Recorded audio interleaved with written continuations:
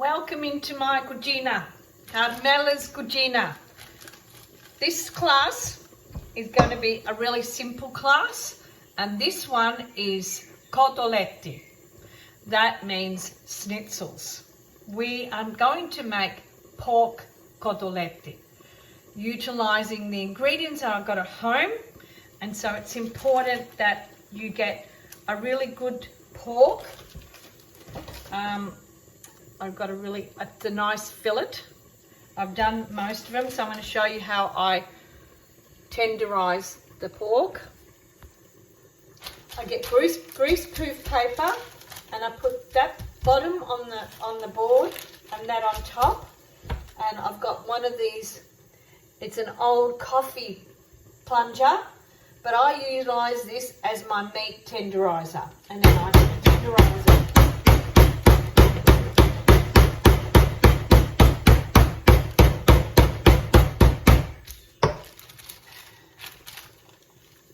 And that's my steak. Have a look at that. And I've got about 5, 6 of those ones I'm going to do. So I will bring the camera back up and talk a little bit about pork. So pork is great. It's a white meat and it's very, very good for you if you are a carnivore. If you're a vegetarian, then that would be something that you don't like. So what's important to do about getting pork is finding your butcher or wherever you get it. Female pork is one of the best.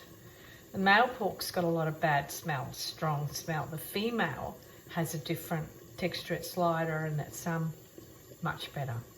Difference between two lots. You'll find it. You try it. You do it yourself. So I've gotten some panko breadcrumbs in this and some parmigiano, which I've grated. And what I've utilised, you've got to have a herb when you're making the cotoletta. So this one's pork cotoletta. So I wonder if you know which herb is the greatest to cook with pork, especially cotolette. There's something about a herb that enhances the ingredient. It becomes the best marriage, the best cooking marriage. And I love this one. I had some of this, that's why I'm saying I'm utilising my ingredient. Fennel. Fennel and pork. Pork and rosemary. But fennel and pork, even if you're making a bolognese with pork and you use the fennel seeds, absolutely dynamic. It changes the dynamics of the whole entire food. So I utilised the fennel, parmigiano, a bit of salt,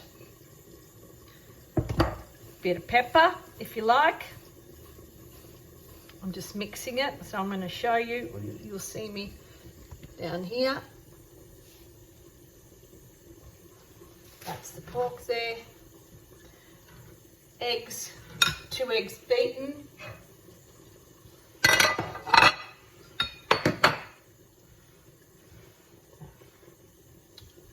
You dip pork into the egg. Yeah, a lot of people use flour. I don't use flour because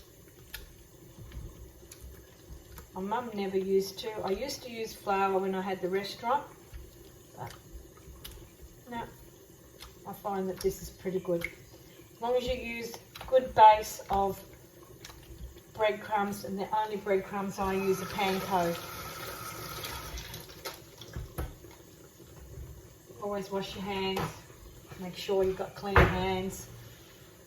That's there. Let's see that. And now we're going to put that in with that. Always using your knuckles is the best one to use, because you press down and you coat each side.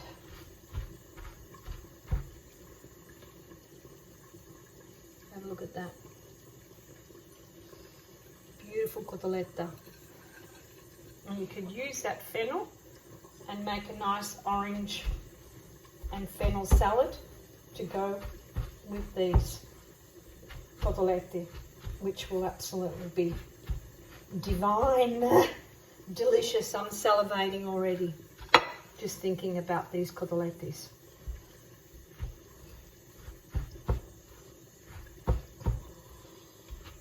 We can make a bean salad, fagiolini, beans, blanch them and fry them very gently with some garlic and virgin olive oil and use them as a condiment with the cotolette, or just a bit of cos lettuce or iceberg lettuce.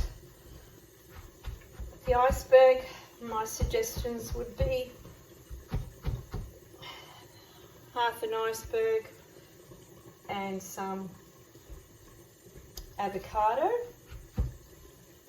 Break up the avocado with a spoon into the iceberg, and you could put some fennel in with that as well, that'd be nice. Olive oil.